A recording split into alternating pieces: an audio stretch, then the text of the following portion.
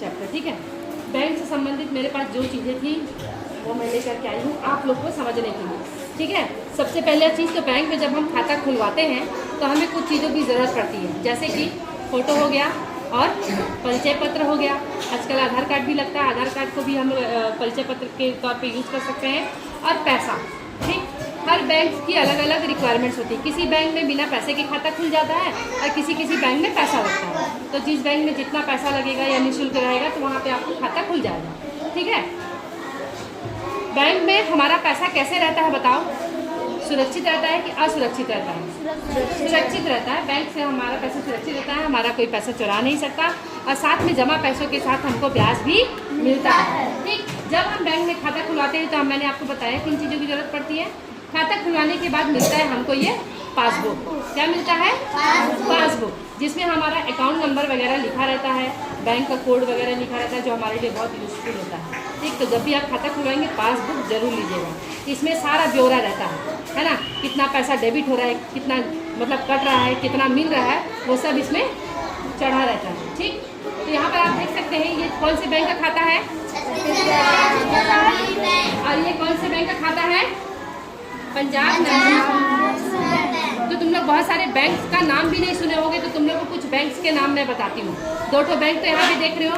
एक तो बैंक है HDFC, ठीक। दूसरा है IDFC, SBI bank, state bank of India, CBI, central bank of, फिर उसके बाद bank of Baroda, UCO bank, Canara bank, ठीक है, और रिलायंस बैंक और कोई तुम बैंक का नाम जानते हो? तो चलो ये सारी बैंक्स हैं, है ना। यहाँ पर हमारा खाता खोला जाता है, ठीक। जब हम बैंक में जाते हैं तो कई सारे काम के लिए जाते हैं, पैसा जमा करने के लिए और पैसा निकालने के लिए, और भी कुछ योजनाओं का लाभ लेने के लिए भी हम लोग बैंक जाते रहते हैं।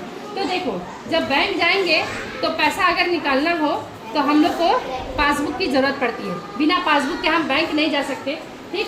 और उसके बाद हमको पैसा निकालने के लिए ये विड्रॉल फार्म लेना पड़ता है, जिसको निकासी फार्म कहा जाता है। क्या कहा जाता है? निकासी फार्म, ठीक, या विड्रॉल फार्म भी आप लोग बोल सकते हैं, ठीक है। तो ये हमको लगता है पैसा निकालने के टाइम पे। कई बार हम लोग पैसा जमा भी करने जाते हैं, चाहे अपने खाते में चाहे दूसरे के खाते में। तो वहाँ जमा करने के लिए जमा पर्ची अलग से मिलती है ना। ये है जमा पर्ची, जिसको डिपॉजिट फॉर्म कहते हैं, ठीक। ये हो गया। तो पैसा निकालने का माध्यम, पैसा हम लोग किन किन तरीकों से निकाल सकते हैं? पहला पासबुक लेके जाएंगे, निकालेंगे। दूसरा ATM, आप लोग के घर में होगा ATM पेरेंट्स लोग के पास, है ना। और ये तीसरा है चेक बुक। ये छत्तीसगढ़ राज्य ग्रामीण बैंक का चेक बुक है और ये HDFC बैंक का चेक बुक है। सभी बैंक में चेक बुक की सुविधा होती है। कभी क्या होता है, हमको किसी को पैसा देना होता है या हम उस स्थिति में नहीं होते कि बैंक जाके खुद ही पैसा निकालें, तो चेकबुक का यूज़ हम लोग कर सकते हैं। तो इस बैंक चेकबुक को अगर मुझे पैसा चाहिए तो मैं मेरा खाता है, मैं भर करके इसको अपने पेरेंट्स को या किसी को भी दे दूँगी, तो वो जाके पैसा निकाल करके मुझे ला करके दे सकते हैं, ठीक। अब आजकल तो तुम लोग जानते हो फ़ोन पे ही सुविधा मिल गई है हम लोगों को, है ना। मिली है कि नहीं मिली है? तुरंत फ़ोन पे का यूज़ किए, गूगल पे का UPI का यूज़ किए, तुरंत ट्रांजेक्शन हो जाता है। आजकल बैंक्स को के भी अपने अपने ऐप्स हो गए हैं, उसको भी हम लोग यूज़ करके मनी ट्रांजेक्शन कर सकते हैं, ठीक है। अब मेरे को ये बताओ, ATM का क्या फ़ायदा है?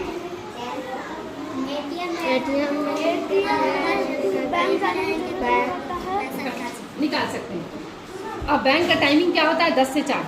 पैसा निकालना होगा तो हमको उसी फिक्स टाइम पे जाना पड़ेगा, है ना। कभी कभी हम नहीं पहुंच पाए तो पैसा कैसे निकाल पाएंगे? लेन देन का भी समय होता है ना। लेकिन ATM का इससे क्या होगा, हम कहीं भी कभी भी कितने भी समय पैसा निकाल सकते हैं। अब बैंक तो संडे को थोड़ी खुला रहेगा, और संडे को ज़रूरत होगी तो हम क्या करेंगे? इसी का यूज़ करेंगे, ATM का यूज़ करेंगे। अब इसका यूजेज भी कम हो गया है, आजकल सब फ़ोन पे यूज़ करते हैं।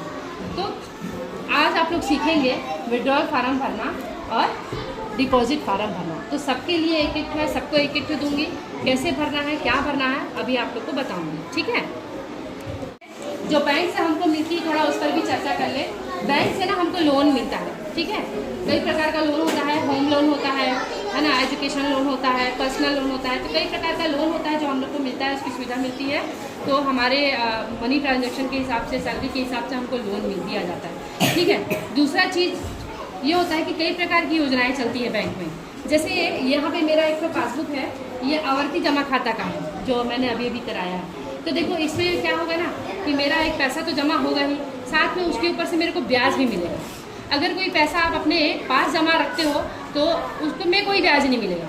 अगर मान लो 1 साल भर 1 लाख रुपए रखे हैं तो उसके ऊपर कोई ब्याज नहीं मिल रहा है, लेकिन अगर वो पैसा आप बैंक में रखोगे तो उसके ऊपर आपको ब्याज मिलेगा। ठीक। दूसरा चीज़, कई सारी पेंशन योजनाएं भी चलती हैं, हालांकि उससे के लिए छोटे हो तुम लोग, पर फिर भी मैं बता दे रही हूँ, कई सारी पेंशन योजनाएं भी चलती हैं जिसका लाभ हम लोग ले सकते हैं, है ना।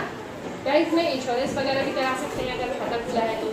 हाँ, दुर्घटना वाला जो होता है वो वाला बीमा भी चलता है, उससे भी कई लोगों को फ़ायदा होता है। तो बैंक में सिर्फ पैसे ही लेन देन नहीं होती, कई सारी योजनाएं भी चलती हैं जिसका लाभ हम लोग को लेना चाहिए। ठीक है, चलिए जाइए, फॉर्म को भरिए।